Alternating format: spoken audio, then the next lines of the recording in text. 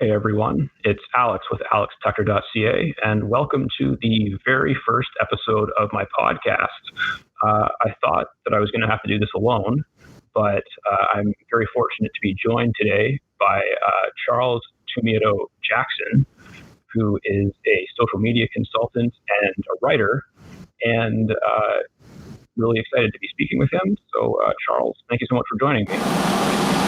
Yeah, thank you for having me. So Charles and I met through medium.com, which is a content marketing / blogging platform. And it's just you seem like a really knowledgeable person. We're both marketers and writers, but I feel like you have some experience on me, so I've really been looking forward to asking you some questions. But first of all, why don't you just tell me a bit about yourself and your background as a writer and marketer? Yeah, sure. So I am 25. I am living in New York City at the moment. I've been doing marketing for, I guess, 3 years as a freelancer. So I specialize mostly in digital marketing and especially social media. Mm-hmm. Been using Medium for a while for several things. First, to try to show my knowledge on the topic. I would say second, to get some inbound clients as well, and also to clarify my thoughts. Sometimes writing is a good way to do that. Kind of arrange your ideas and knowledge into something more. Something easier to understand. Yeah, absolutely. I love those reasons, because I use Medium for those three things as well. And yeah, I feel like maybe there's a bit more weight on the platform among some writers towards just kind of thinking about how much they get through the partner program, which is awesome to have that income. It is, yeah. But I feel like there's so much more potential on the platform than that, and you summarized it really well there.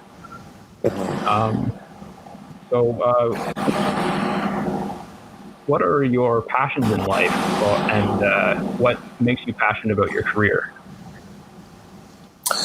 I like the challenging aspect of social media, because it's changing over and over. The way Instagram is working now is not the same as it was even a year ago. But when you compare it to what it was 5 years ago, it's a totally different platform. So it makes it super challenging to get on there and actually do some business there. That's what's interesting about it. It's also a mix of it's a mix of a lot of elements. For example, on Instagram, you have to understand the platform, obviously, and understand the way it works. But it's also a very social platform. If you want to grow, you need to build a community with the people that follow you and the potential people that you want to follow you. But on top of that, you have to think about photography, design, user experience. You have to give them some marketing thoughts about the hashtags that you're going to be using, the location that you're going to be using.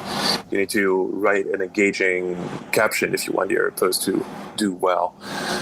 So I think that's what I like about social media, is that it's it combines a lot of smaller skills into one thing that has one purpose. As for writing, I would say it's it just becomes a part of the routine at some point, and it's just enjoyable to be in front of that blank page and be okay, I have nothing to say, and then you kind of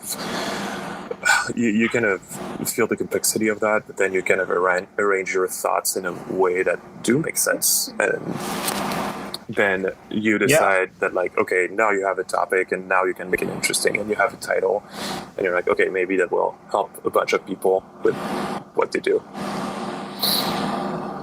Yeah, just out of curiosity, do you ever write fiction, or have you? I do not. Oh, okay, because it's I used to write a lot of fiction, and I still do a little bit, and just the way you were talking about writing there, it sounded very creative, because most people hate the blank page. They're a lot of people struggle with that, and there's a lot of techniques that people use, myself included, especially with, not with creative writing so much, but with content writing. I use templates when I can to get started. Yeah, helps for sure. Yeah, but I really like what you said about the blank page, and definitely like the challenge of digital marketing. Social media is so complex. I think it's probably the aspect of digital marketing that I struggle with the most, just because there's so much going on. Yeah, there's a lot to follow, and also because it has such a low barrier of entry. Like, it doesn't cost you anything to post on Instagram. Like, basically, it's free, so you're like, it kind of makes it seem like too easy or something. Like the apparent simplicity of it just like fools you, because you're like, okay, all I need to do is post like a photo taken with my phone, and I'll just put an emoji as a caption, and like that will do. But the reality is just like a lot more complex. Like, it takes a while to like if you work with bigger brands and make these crazy long posts, like the time they take to make that post is just like, it's so long, it's so much time and effort invested. Yeah, it's just a lot more complex than people think it is. So I wanted to ask, how has the pandemic situation impacted you and your work? Well, it's pretty straightforward. Like, a lot of people are either no longer a business, or like their business is paused. So basically, they cannot justify to hire someone to do marketing for them, because they either don't have a business anymore, or they do not have the same volume of customers. So that's the way it impacted everything. On the other end, though, you have people that are like, okay, we are going through a pandemic, so we'll need to catch up for that. Basically, we'll need to have more business when this is over. So you have more people kind of like starting to plan on doing more marketing, or people are like, okay, now is the right time to actually have someone have a look at what I do, so I can like basically make things better in the future. So yeah, a lot of forward thinking and entrepreneurs. Exactly. So yeah, that's kind of like the double thing going on. So it kind of balances out. But I would say mostly that it's not as easy as it was before to get clients, basically, because I guess a lot of people are like struggling with money at the moment, or like are not really willing to spend extra money. So. Yeah, I imagine prospecting for clients would probably be very difficult right now. I kind of put that on hold for myself, because I'm okay with the amount of work that I have, but also I was applying for a couple of jobs that really interested me. But yeah, if you were relying on kind of finding clients month to month or something, that this would be a really difficult time. Yeah, and you don't want to be like, especially like you don't necessarily know like which company is like still in business or not. So you kind of have to make that guess, and then you have to be that person that reaches out to them to basically annoy them and be like, hey, can I have some of your leftover money? Like, I don't know. It's just like, it's not a super comfortable position to have. So I also kind of put a hold on prospecting as well. Yeah, it's a lot of free value being offered these days, and I think that's good. I think that's it's really good to see people responding that way to a bad situation. Yeah, that's true. So let's talk about Medium a little bit. How long have you been writing on there? I think it's been 2 years. Yeah, probably a little more than 2 years, but yeah. Nice. Okay, so yeah, you've and when you started, was the platform monetized? Yeah, it was. I think I went ahead and got into the partner program like a few months later, though. And it used to be based on clap, right? Yeah, it was based on engagement, basically. And basically, so it sounds a little bit like a pyramid scheme. I'm not sure it's not, but basically, yeah, you would get, if someone clapped for your story, you would get a share of the cost of their membership, basically. So if you had one clap in a week, you would basically, like one clap from someone that gave one clap only to your story, you would basically get the full share of their $5. Yeah, that's the way it used to work. But they kind of shifted that, about that towards like the reading time thing, which I think is a lot better.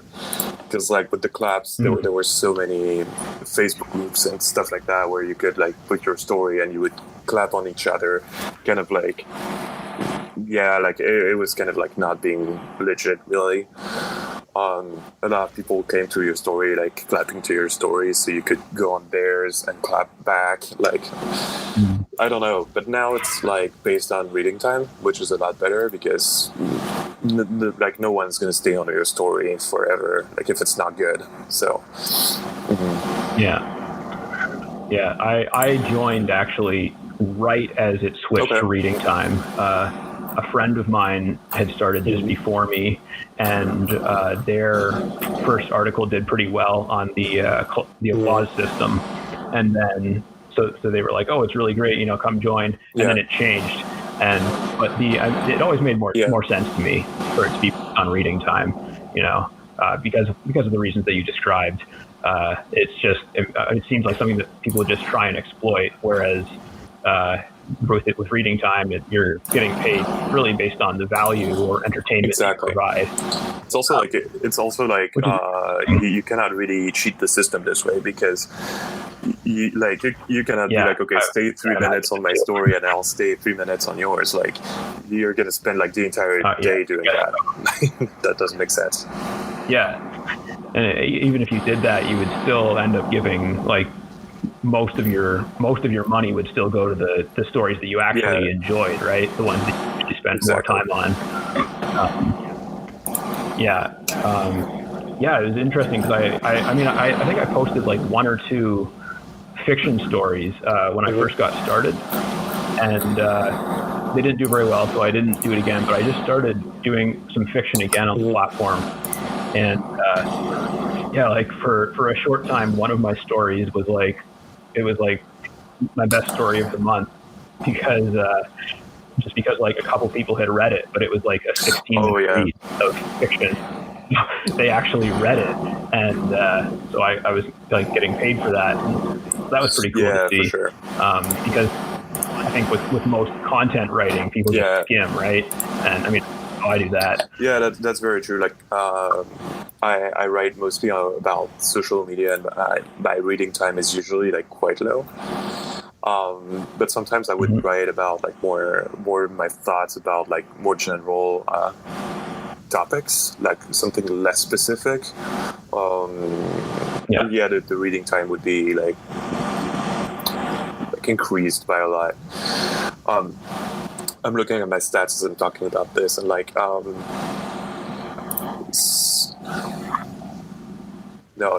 this one doesn't work, but I would say mostly the ones about marketing, they have like an average of like not even a minute of read time, where like I can find stories that have like 3.5 minutes of average read time, so it's like a pretty major difference.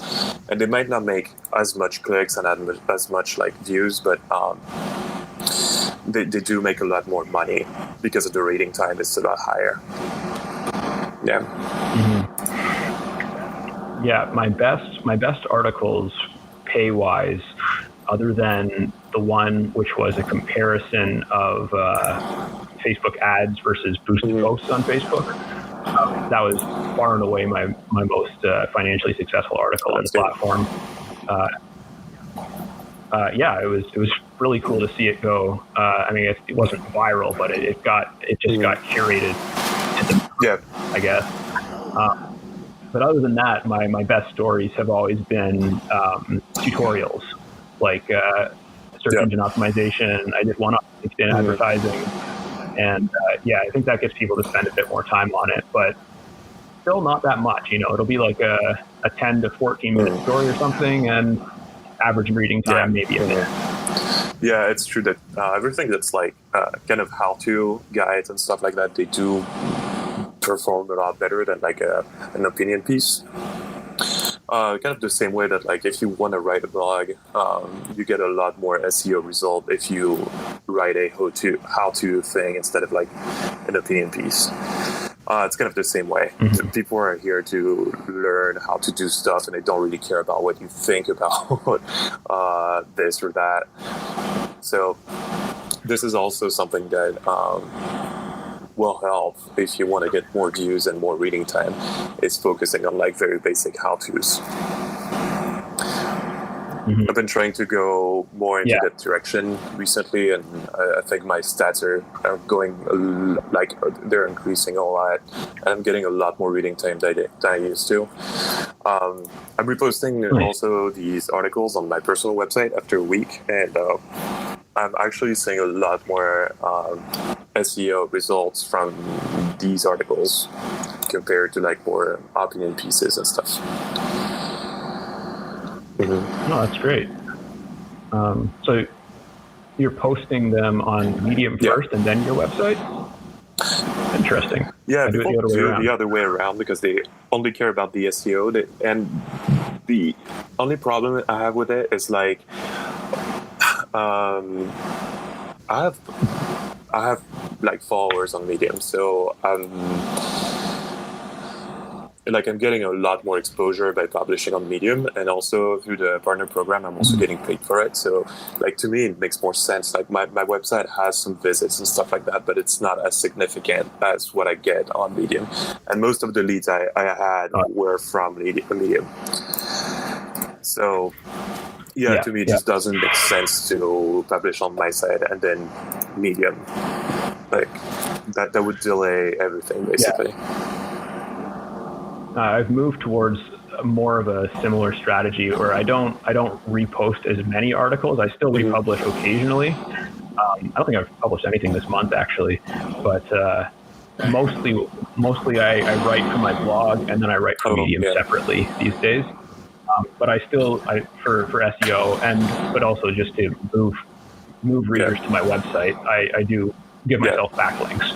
Like one thing that worked really well for me recently was I wrote a post on my blog that ranked, and then I wrote a guide on how I did it on Medium. That actually. Yeah, or actually, I might have posted that on my blog first and then republished it, but it worked out really nicely in any case, and that's kind of the overall strategy that I think I'm moving into is kind of treating them separately, because I agree there's not a huge amount of benefit other than kind of getting the backlink, getting the canonical link when you republish from one to the other. And I don't know, I've never tried publishing something on Medium first and then republishing on my blog, but I certainly could, so I might try that. That's a really interesting strategy. Like honestly, I think it would be worth like A/B testing the thing, but I don't think it like causes a problem with your SEO ranking. Like it's not like an obscure website or whatever. It's like Medium. It's like a writing platform. Like it would kind of be obvious that like the same user is publishing the same content on both. Like I don't know. I kind of tend to say that things in SEO are just a bunch of details, and that people are making a way bigger deal out of these details than like what they really are. I think there is some truth to that, but I also think that when you get to the highest level of SEO, the details start to matter a little bit more. But like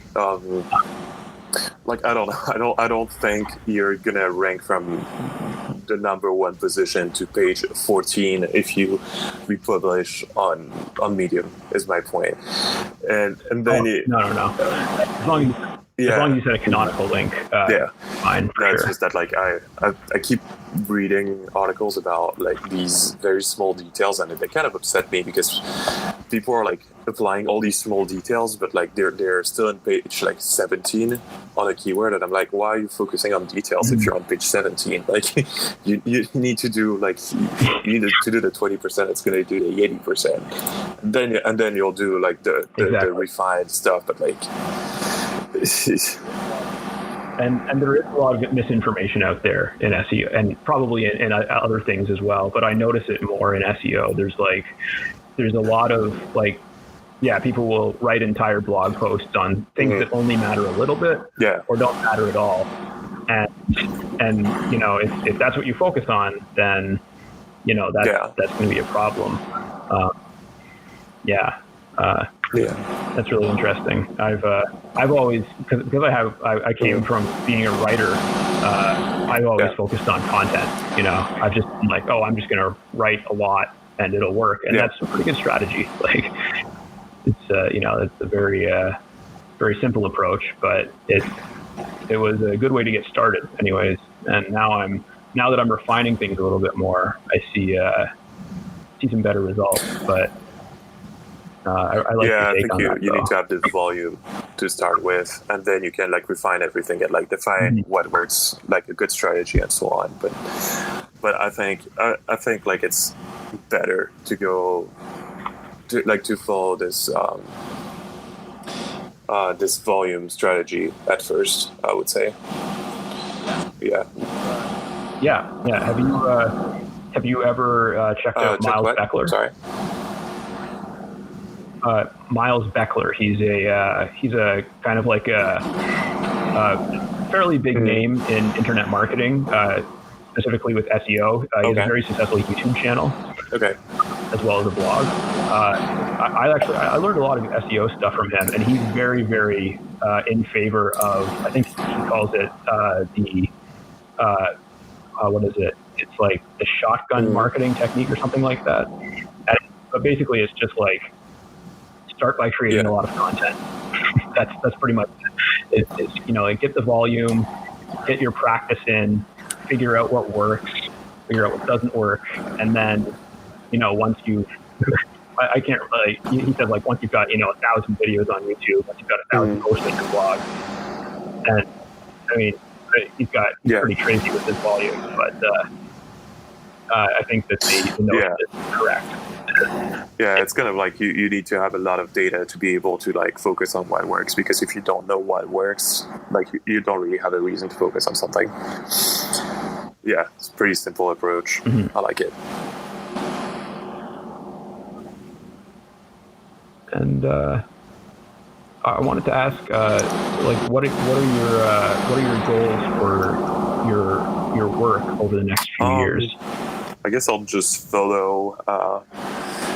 I guess I'll still gravitate in this digital marketing sphere, because that's something I find really interesting. I really appreciate the very direct feedback that you get from digital marketing. So I guess I would gravitate around that, or maybe I'll work on a business and I'll use my marketing skills to advertise it.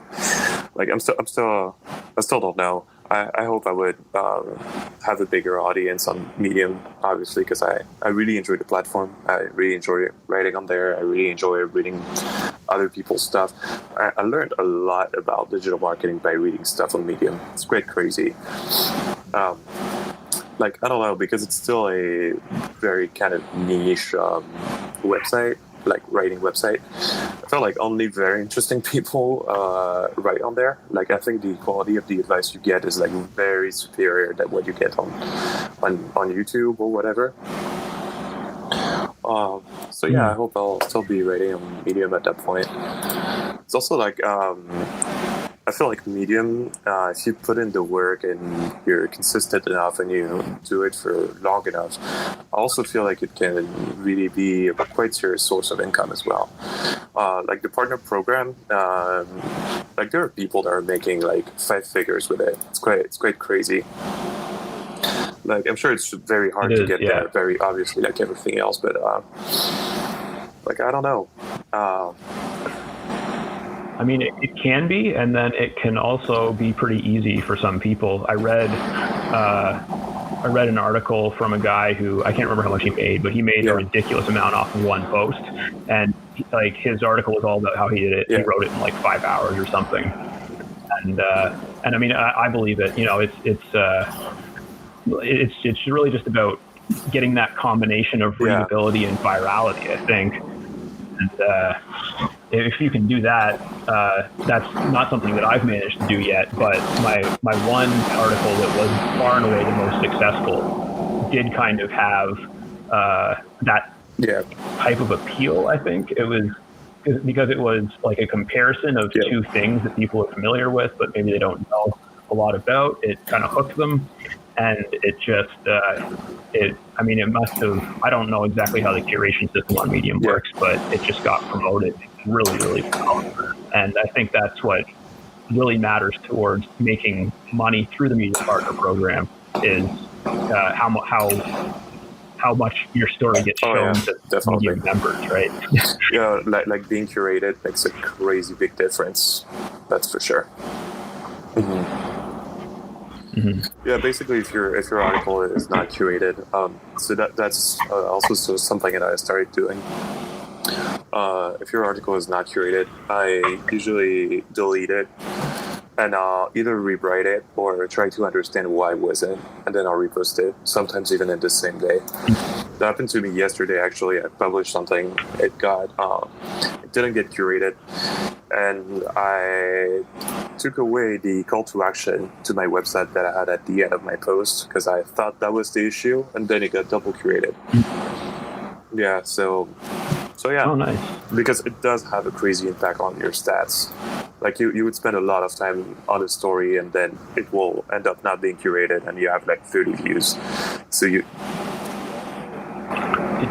Did you also rewrite that article? I just removed the call to action because I thought the rest was good enough.